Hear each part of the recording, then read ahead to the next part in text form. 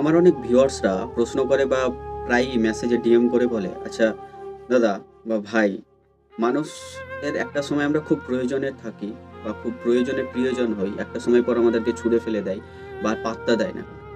তো তোমাদেরকে একটা উদাহরণ দিয়ে আমি বোঝাচ্ছি, সেটা হলো, একটি কথা মনে রাখবে, ধরে না একটা অন্ধ মানুষ বা অন্ধ লোক, সে অনেক বছর পর সে তার চোখ ফিরে পেল বা কোনো একটা অপারেশনের পর সে তার চোখটা ফিরে পায় এবং সে রিয়েল লাইফে মানুষের চোখে সে দৃষ্টি ফিরে পায়। তখন তার প্রথম কাজটা কি বলতো? তার প্রথম কাজটা হচ্ছে তার হাতে থাকা যে ছড়িটি বা লাঠিটি, যেটা তার দৈনন্দিন জীবন এবং তার সব সময়ের একটা সহায়তা বা সাহারা ছিল, সেটাকে সে আগে ছুঁড়ে ফেলে দেয়। সেটা তখন তার প্রয়োজন থাকে না। বাস্তব এটাও এই দুনিয়ার নিয়ম যে মানুষ যারা তোমাকে প্রয়োজনে ব্যবহার করে, তাদের প্রয়োজনে প্রিয়জন ততদিনই থাকো যতদিন পর্যন্ত তাদের স্বার্থে তুমি আছো বা তাদের স্বার্থের কারণে তুমি ব্যবহার হচ্ছ। তারপরে যখন স্বার্থ ফুরিয়ে যায়, সেই মানুষটা সেই অন্ধ মানুষটার মতো যখন সে চোখ ফিরে পায় না, যে লাঠিটাকে প্রথম ছুঁড়ে ফেলে, সেই মানুষগুলো তোমাকে সেইভাবেই ছুঁড়ে ফেলে। তাই মানুষের প্রয়োজনে প্রিয়জন হওয়ার আগে একটা ভাবনা চিন্তা করবে যে মানুষটা তোমাকে সত্যিই প্রিয়জন ভাবে না প্রয়োজনে প্রিয়জন ভাবে।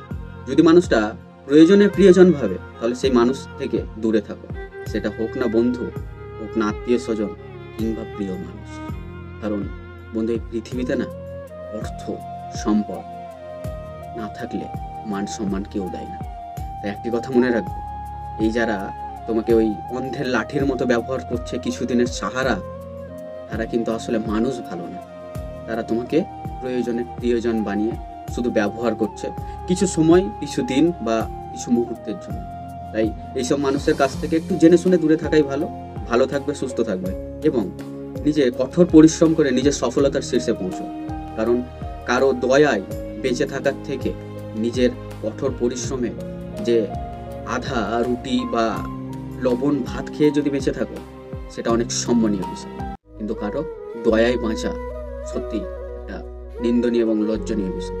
কারণ দয়ায় যারা বাঁচে বা যারা দয়া করে, কোনো একটা সময় এসে তোমাকে খোঁটা দেবে বা গায়ে গা লাগিয়ে তোমাকে সেই কথাটা জানিয়ে দেবে যে না, সেই মানুষটার জন্য তুমি হয়তো আজকে বেঁচে আছো বা তার দয়ায় হয়তো তুমি চলতে পারছো।